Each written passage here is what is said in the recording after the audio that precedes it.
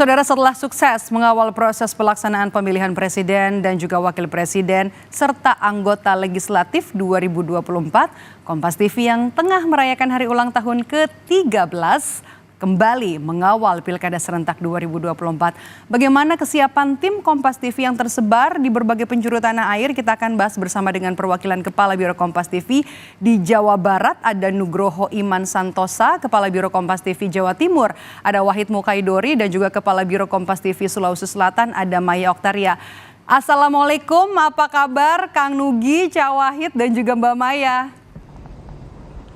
Waalaikumsalam, Maidop. Waalaikumsalam. Alhamdulillah, baik, Maidop. Oke, saya punya kesempatan nih untuk ngobrol-ngobrol dengan para kepala biro yang mewakili beberapa daerah yang kemudian nanti akan menyelenggarakan pilkada serentak dan juga melakukan peliputan termasuk juga debat. Nah, kalau kita lihat, saya mau ke Kang Nugi dulu. Ya. Geliat masyarakat menghadapi pilkada serentak sejauh ini bagaimana Kang Nugi di sana kalau di Jawa Barat? Begini Maidop, sebelumnya kemarin kita saksikan bahwa drama-drama terutama di pemilihan di pendaftaran pasangan calon gubernur dan wakil gubernur Jawa Barat itu kan menimbulkan 2 kali plot twist lah yang kira-kira membuat orang menunggu sampai keluar hasilnya di menjelang tengah malam yang akhirnya memunculkan 4 pasangan calon yang seperti kita ketahui, yaitu ada Deddy Mulyadi dengan Erwan Setiawan, kemudian ada Ahmad Saiku dengan Ilham Habibie, kemudian ada Acep Adang dengan Gita, serta yang terakhir itu adalah JJ dengan Ronald. Nah, dari situ kita sudah melihat bahwa sebetulnya dinamikanya masih cukup dinamis, dan sebelumnya dari tidak terasa jadi mulai terasa hangat di Jawa Barat.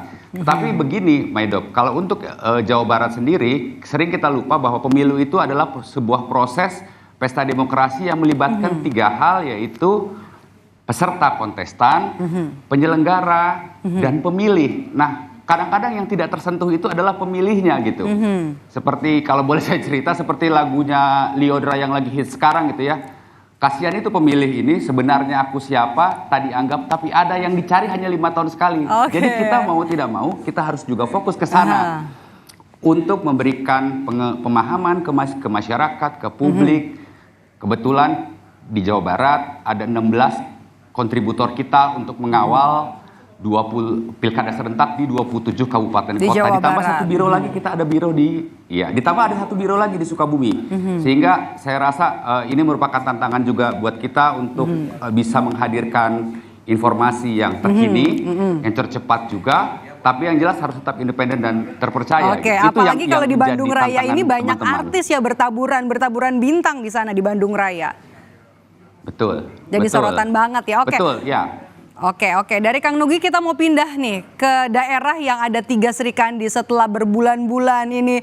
Cak Wahid, katanya kalau di Pilkada Jawa Timur ini bakal lawan kota kosong, Tri Risma hari ini Emil Dadak, ternyata ada kejutan juga. Nah, bagaimana ngelihat masyarakat di sana untuk menyambut Pilkada serentak?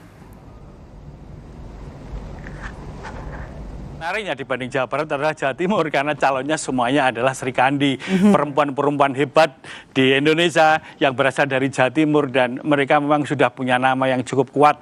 Tugas Kompas TV adalah bagaimana pemilu Pilkada 27 November nanti itu betul-betul berlaku secara adil, jujur, pelaksanaannya juga secara konstitusional, dan yang paling penting adalah pemilu itu bisa mengawal aspirasi rakyat, mengawal aspirasi masyarakat untuk 5 tahun ke depan. Itu saya kira yang lebih penting. Jangan sampai nanti pemilu hanya menjadi sebuah seremonial demokrasi, tapi betul-betul menjadi real demokrasi, membawa aspirasi masyarakat. Dan saya yakin berdasarkan data pemilih yang antusias sekali untuk mengikuti Pilkada 27 November mendatang cukup baik, cukup antusias sekali. Mudah-mudahan nanti partisipasi pemilih pada hari H juga bisa sama ketika ada sekitar 33 juta warga Jawa Timur yang akan memilih pemimpin 5 tahun ke depan dan termasuk akan memilih bupati wali kota di seluruh Jawa Timur nanti, Maidop. Jadi bukan hanya untuk pilgub ya. Nah, saya mau ke Mbak Maya nih, Mbak Maya. Tadi kan kalau kata Kang Nugi kan yang paling penting dalam pilkada ini adalah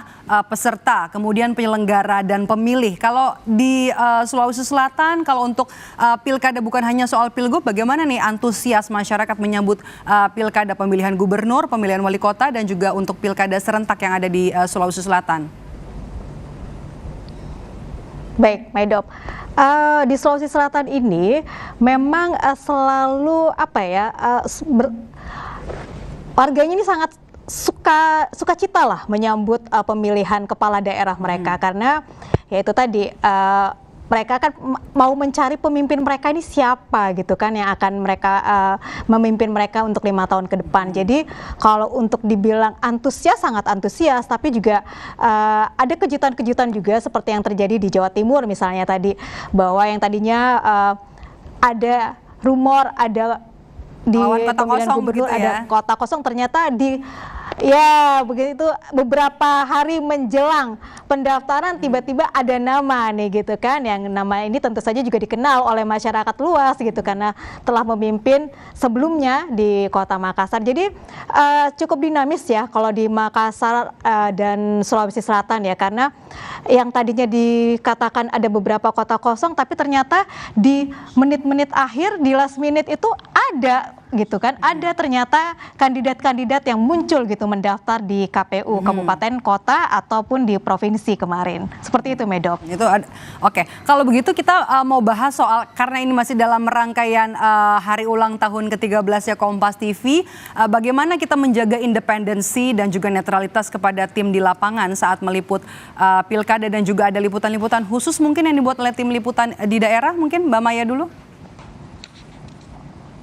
Ya, kalau untuk di Kota Makassar ya, Biro Makassar khususnya, kita ini sudah mengawal seluruh tahapan yang ada di KPU, provinsi dan kota, dan juga kabupaten kota.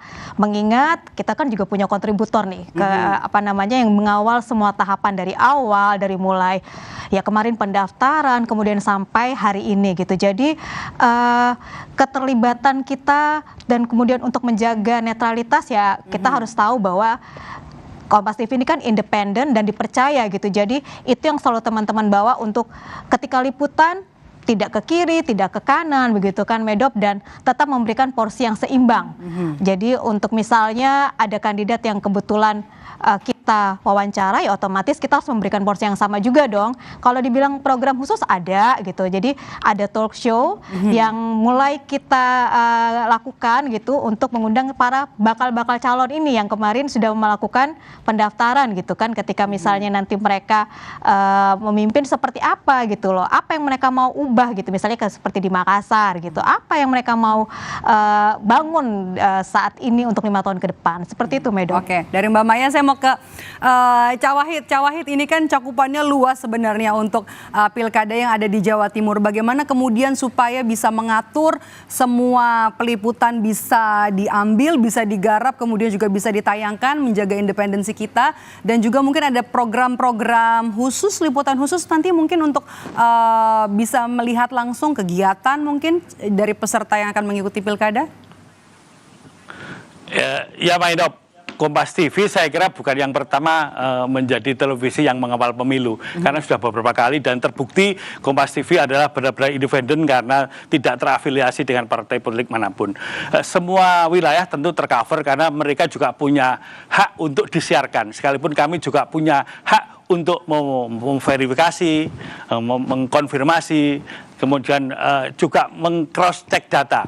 Itulah bedanya adalah media baru, medsos, dengan media kita sebagai media mainstream yang tentu punya kaidah jurnalistik yang harus kita lindungi, sehingga informasi yang kita sampaikan kepada publik, kepada calon yang memang layak benar-benar bisa tayang itu sesuai dengan kaidah jurnalistik yang berimbang, yang cover both set, semua punya hak dan kesempatan yang sama untuk menjadi sebuah berada di ruang Kompas TV. Saya kira sebagai TV berita kita wajar punya program-program khusus, baik itu di tingkatan regional Jawa Timur maupun di pusat, apalagi televisi Kompas kita ini, Kompas TV ini adalah televisi jaringan yang tentu kita punya induk jaringan yang punya sistem yang harus sama dengan daerah-daerah yang lain untuk bagaimana betul-betul mengawal yang tadi sudah disampaikan oleh teman kita dari Jawa Barat, baik pengawal penyelenggaranya maupun partisipasi masyarakatnya, biar semuanya smooth menjadi sebuah demokrasi yang memang damai dan santai dan itu penuh makna.